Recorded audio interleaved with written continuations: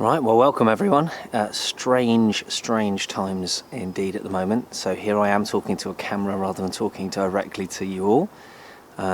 Last week, for those who were there, they'll know that we had a really cracking catch-up on what the book of John is all about, because I mean, crikey, it was October or November when we actually sort of started reading this, and then Alpha was there, and we just started picking this up again, and then we get hit by coronavirus. But I still think it's right that we study it, because there's some amazing stuff in there.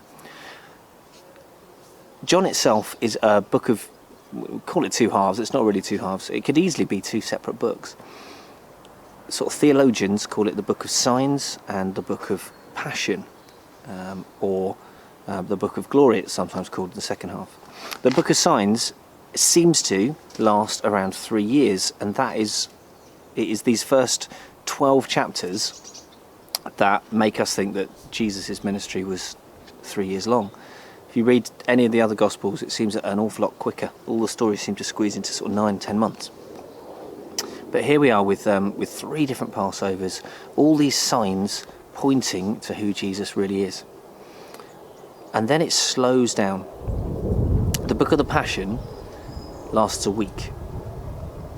So rather than this 3 years condensed into 12 verses, the next 12 chapters, the next 9 chapters revolve around the last week.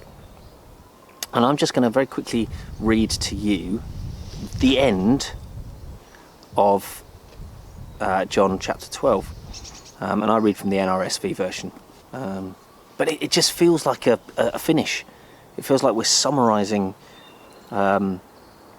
sort of the end of a book, which is why the Gospel of John could easily be cut into 2 halves. But here we go. In fact, it's even given the title Summary of Jesus' Teachings. Here we go. It's when Jesus cried aloud, or even then Jesus cried aloud, "Whoever believes in me believes not in me, but in him who sent me. And whoever sees me sees him who sent me. I have come as light into the world, so that everyone who believes in me should not remain in the darkness. I do not judge anyone who hears my words and don't keep them, for I came not to judge the world, but to save the world. The one who rejects me and does not receive my word as a judge, on the last day the word that I have spoken will serve as judge. For I have not spoken on my own, but the Father who sent me has given me a commandment about what to say and what to speak. And I know that his commandment is eternal life. What I speak, therefore, I speak just as the Father has told me." Jesus talks about light.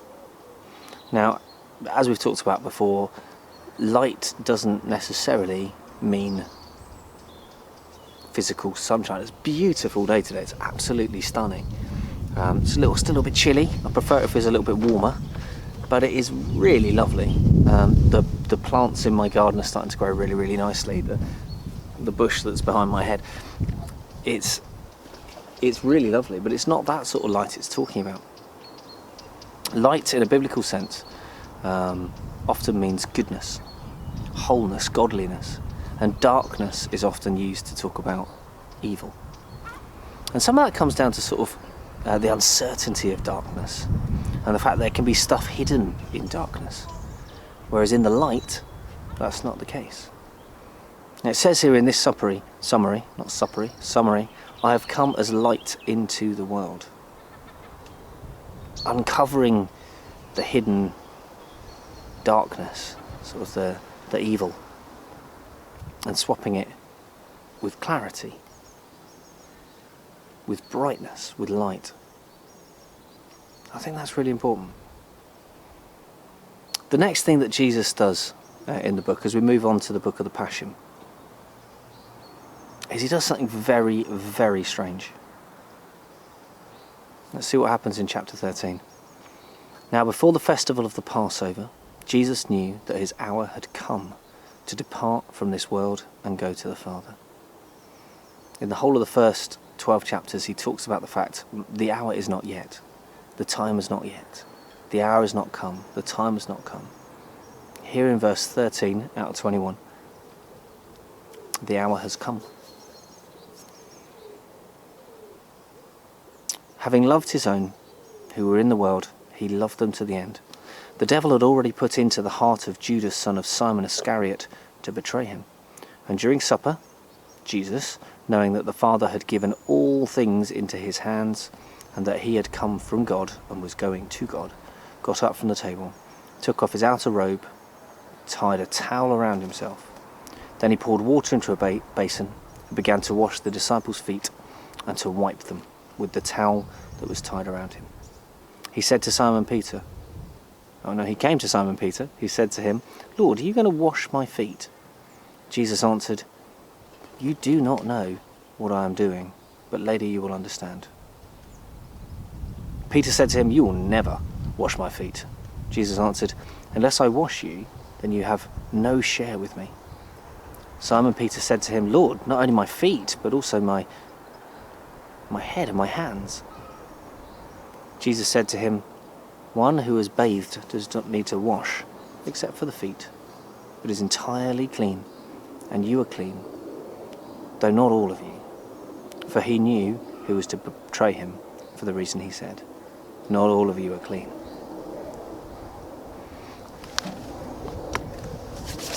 Now Jesus was the rabbi. He was the one that these disciples looked up to. He was the holy man. He was the leader of the pack.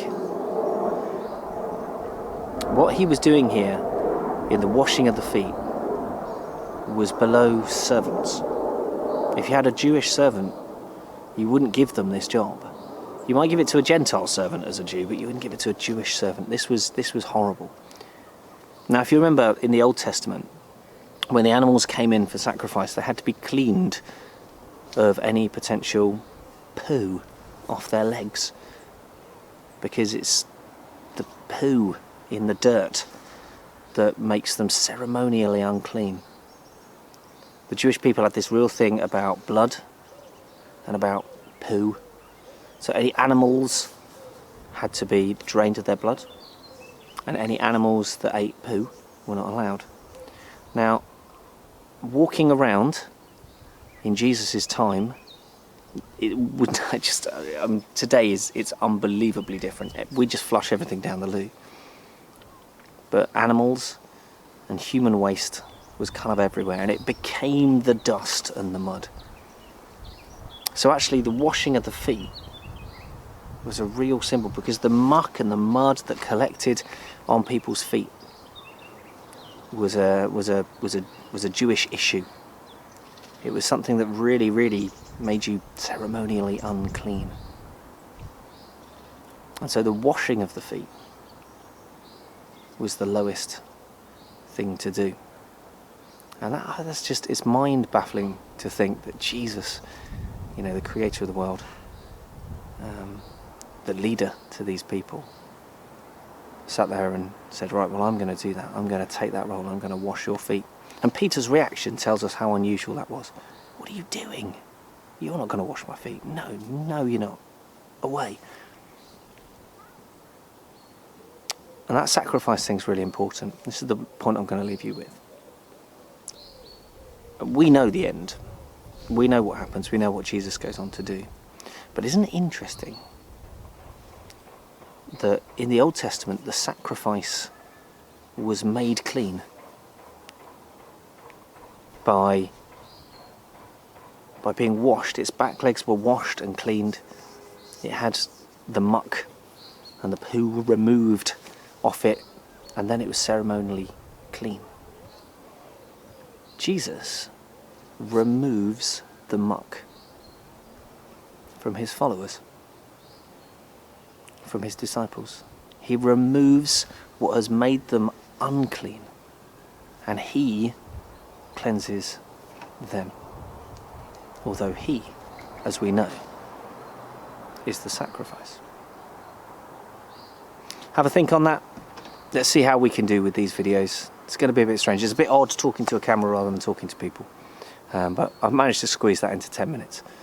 There's your thought for the week. There's our Bible study as we move into the book of the Passion.